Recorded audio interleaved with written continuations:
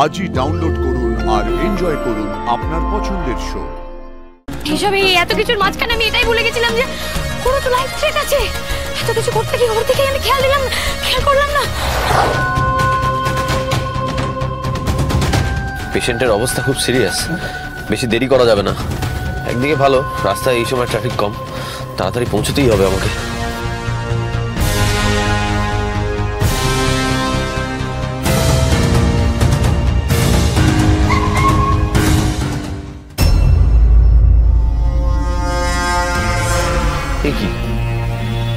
এখানে রাস্তার মাঝখানে একজন লোক দাঁড়িয়ে আছে, মানে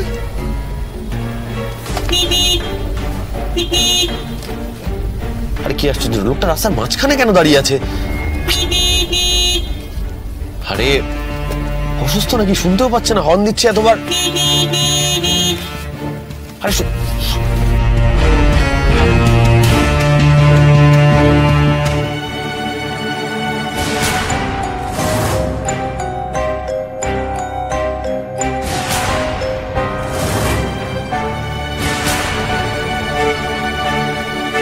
Supratim,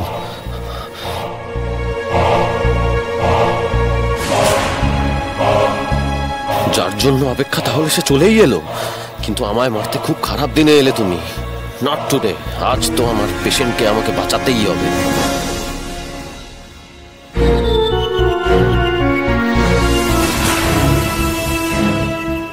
phone, pick up the phone. Anandi, এক সেকেন্ড। হ্যাঁ আদি, বলো। হ্যালো হ্যালো, হ্যাঁ আনন্দী, আমি যেটা বলছি সেটা মন দিয়েছো।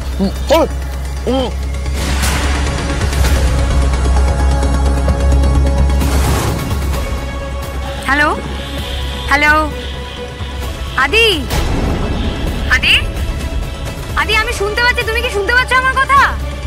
আরে কোথায় তুমি আদি? চাপ বাবা, কথা বলছেন, এদিকে ফোনও ডিসকানেক্ট করেনি। দাঁড়ান তো একবার। না, আমি একবার করি। কি হলো বলুন তো? আরে ও ফোন করলো, কথা বলতে বলতে তারপর হঠাৎ করে চুপ করে গেল। এখন আমি ফোন করছি, ফোনটা কেটে, অথচ ফোন ধরছে না। ফোন কিন্তু রিং হচ্ছে। হয়তো নেটওয়ার্কের কোনো সমস্যা হয়েছে। ময়ূরবাবু, ফোনটা রিং হচ্ছে বললাম তো। যদি নেটওয়ার্কের সমস্যা তো তাহলে ফোন রিং কি করে হবে? হ্যাঁ, ফোনটা এই দেখুন, ফোন রিং হচ্ছে, অথচ ফোন ধরছে না। দেখুন, হয়তো ড্রাইভ করছে, সেই জন্য হয়তো ফোন ধরতে পারেনি। আপনি টেনশন করবেন না। আদি কথা বলছিল, তারপর আমি একটা শব্দ পেলাম, তারপর আর কোনো কথা বললো না। শব্দ? কেমন শব্দ? ময়ূরবাবু, আদির আবার অ্যাক্সিডেন্ট হয়ে যায়নি তো? আপনি এতটা উত্তেজিত হবেন না। শুনুন, উনি তো যাওয়ার সময় বলে গেলেন যে পেশেন্টের অবস্থা খুবই ক্রিটিক্যাল। হয়তো গিয়েই পেশেন্টকে নিয়ে ব্যস্ত হয়ে পড়েছেন, বা হয়তো উনি ফোনের কাছেই নেই। ফোন ধরছে না, কথা বলছিল, কথা বলতে বলতে চুপ করে গেল। কেন কথা বলতে চুপ করে গেল? আমি তো আপনাকে বললাম, মেডিনেস স্যার কত দূর, হয়তো গিয়েই ব্যস্ত হয়ে গেছেন আর ফোন ধরতে পারছেন না। না, কথা বলছিল, কথা বলতে বলতে চুপ করে গেল। দেখুন, ফোন ধরছে না, ফোনটা রিং হচ্ছে। আদি রাশ ড্রাইভ করে না। আমি ধরে নিলাম যে অন্নয়বাবুর শরীর খারাপের কথা শুনে ও ফার্স্ট ড্রাইভ করেছে। তাহলে ওর 10 মিনিটের মধ্যে পৌঁছে যাওয়ার কথা। তাই যদি হয়, তার মানে পৌঁছে গিয়ে ফোন করেছে আমাকে। ওকে ফাইন, তাহলে পৌঁছে গিয়ে যদি ফোন করেই থাকে, তাহলে এখন কেন ফোন ধরছে না? ফোন ধরছে না ময়ূরবাবু, আমি বুঝতে পারছি না কি হবে। আপনি স্টেডি হন। 1 মিনিট। না না না না, আদি যখন ফোন ধরছে না, মেডিনেস থেকে একটা ফোন করি। মেডিনেস থেকে তোকে ফোন করা হয়েছিল, ফার্স্ট ফ্লোরের রিসেপশন থেকে ওকে ফোন করা হয়েছিল। Right right. হ্যালো, কে? পাপিয়া? হ্যাঁ ম্যাডাম, রিসেপশন থেকে বলছি। পাপিয়া শোনো না, বলছি ফার্স্ট ফ্লোরের রিসেপশন থেকে আদির কাছে ফোন এসেছিল। অ্যাকচুয়ালি অন্নয়বাবুর শরীরটা নাকি খুব খারাপ হয়ে গেছিল, তাই আদিকে ফোন করে ডাকা হলো। তুমি আমাকে একটু বলতে পারবে যে আদি কি পৌঁছে গেছে ওখানে? কার কথা বলছেন ম্যাডাম? অনয়বাবু? হ্যাঁ, মানে যিনি বাবা, মানে ডক্টর অনিরুদ্ধ লাহিড়ীর বন্ধু। হ্যাঁ ম্যাডাম, আমি অনয়বাবুর কথাই বলছি। 1 মিনিট ধরুন একটু। আমি আবারও চেক করলাম ম্যাডাম, ওনাকে তো ডিসচার্জ করে দেওয়া হয়েছে রাত 8টার সময়। বিজয়া ম্যাডাম আর অনিরুদ্ধ স্যারও এসেছিলেন। কি ডিসচার্জ করে দিয়েছে মানে? তাহলে যে ফার্স্ট ফ্লোরের রিসেপশনে, আরে ওখান থেকে সুজাতা ফোন করেছিল, ও যে আদিকে ফোন করে ডাকলো। 1 মিনিট ম্যাডাম, রাত্রেবেলায় ফার্স্ট ফ্লোরে রিসেপশনে তো আমিই থাকি, আর তো কেউ এখানে থাকে না। সমস্ত ফোন কল আমিই করি, এমনকি ডাক্তারদের সাথে কথা তো আমিই বলি ম্যাডাম। পাপিয়া, তুমি আমার কথা শোনো। 20 মিনিট আগে আদির ফোনে ফোন এসেছিল, ফার্স্ট ফ্লোরের রিসেপশন থেকে সুজাতাই ফোন করেছিল। কিন্তু ম্যাডাম, সুজাতা তো 3:15 হলো ছুটি নিয়েছে।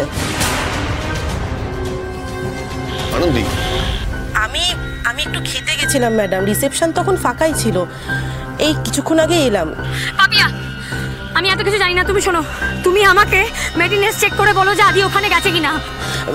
হ্যাঁ ম্যাডাম, আমি এক্ষুনি দেখছি ম্যাডাম। আর হ্যাঁ, সিসিটিভি চেক করো, সিসিটিভি চেক করে বলো যে ফার্স্ট ফ্লোরের রিসেপশন থেকে কে ফোন করেছিল আমাকে ইমিডিয়েট জানাও, আমি ফোনেই আছি, তুমি খোঁজো। হ্যাঁ ম্যাডাম, দেখছি। আনন্দী, ময়ূকবাবু, ওখানে কিচ্ছু হয়নি, আদিকে কেউ ফোন করে ডেকে নিয়ে গেছে, আমার ভয় করছে ময়ূকবাবু, ওরা আদিকে কিছু করে দেয়নি তো? কি বলছেন আপনি এসব? কি হয়েছে আদির? কি হতে পারে আপনি বুঝতে পারছেন না? আমরা এখানে কেন এসেছি? আমরা তো এসেছি এখানে টিটোর জন্য। ওকে প্রোটেকশন দিতে গিয়ে আমরা ভুলেই গেছি যে আদির উপরও অ্যাটাক হতে পারে, তাই না? আমি নিজে ক্রাইম বোর্ড সাজিয়েছিলাম ময়ূকবাবু, সেখানে আমি নিজের থেকে আদির নাম দিয়েছিলাম, কারণ আমি বুঝতে পেরেছিলাম যে ওদের উপর হামলা হতে পারে।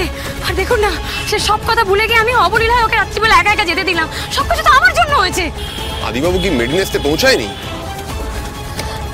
হ্যালো, এক মিনিট পাপিয়া, হ্যাঁ পাপিয়া বলো। হ্যাঁ ম্যাডাম, স্যার তো মেডিনিস্টে আসেননি, ওনার গাড়িও তো পার্কিংয়ে নেই দেখলাম। কোথাও পাচ্ছি না, কোথাও দেখতে পাচ্ছি না, আদির গাড়িটা পর্যন্ত কোথাও নেই, মেডিনেস্টও গাড়ি নেই, কোথায় গেল ছেলেটা? ফোনেও পাচ্ছি না ওকে। আপনি একটু ধৈর্য ধরুন, এইভাবে কেউ উবে যেতে পারে না, কিছু না কিছু একটা ক্লু তো পাবোই। এই গাড়ি দাঁড় করাও। কিছু টের পেলেন? কিসের উপরে গাড়িটা গেল বলুন তো? সেটাই দেখতে যাচ্ছি।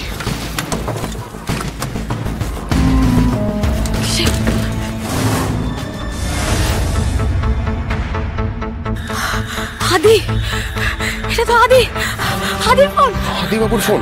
হ্যাঁ, তার মানে এখানে ওর সাথে খুনি দেখা হয়েছিল, এটাই ও আমাকে বলবে বলে ফোন করেছিল, কিন্তু বলতে পারিনি ময়ূকবাবু, বলার মতো অবস্থাতে ছিল না। ও কোথায় নিয়ে গেছে আদিকে ময়ূকবাবু? হ্যাঁ, আদি, হে ভগবান, আমি কি করে দিলাম? না, আমি আদি যেখানেই থাকুক না কেন সব কথা আমি শুনতে পারবো। ও তো মেঘেদেরকে বলে যাবে। তুমি বলো না আদি, তুমি বলো, তুমি যেখান থেকে বলবে আমি তোমাকে ঠিক শুনে নেবো, তুমি বলো না। আমি আমার সব ইচ্ছে মেঘের কাছে জমা রেখে গেলাম, যদি আমি কখনো ফিরে আসি তাহলে সেগুলো সব যেন বৃষ্টি হয়ে ঝরে পড়ে। সব আমার ভুল। এসব এত কিছুর মাঝখানে আমি এটাই ভুলে গেছিলাম যে কোনো তো লাইফ থ্রেট আছে। এত কিছু করতে গিয়ে আমি খেয়াল করলাম না। আমার তো আরো সাবধান হওয়া উচিত ছিল, ওকে তার নিজের কাছে রাখা উচিত ছিল। ভগবান ওকে কোথায় নিয়ে গেল? না, আমি এভাবে আদিকে কোথাও যেতে দেবো না। আমি ওকে একবার মৃত্যুর মুখ থেকে ফিরিয়ে নিচ্ছি, আমি ওর কিচ্ছু হতে দেবো না, আমি ওর কোনো ক্ষতি হতে দেবো না। এইভাবে আমার বড় আমাকে ছেড়ে যেতে পারে না, আমি ওকে যেখান থেকে পারবো খুঁজে আনবো। এই আনন্দীকেই তো আমরা চিনি। আদিবাবু যেখানেই থাক আমরা ঠিক খুঁজে পাবো, আমি কথা দিচ্ছি আপনাকে।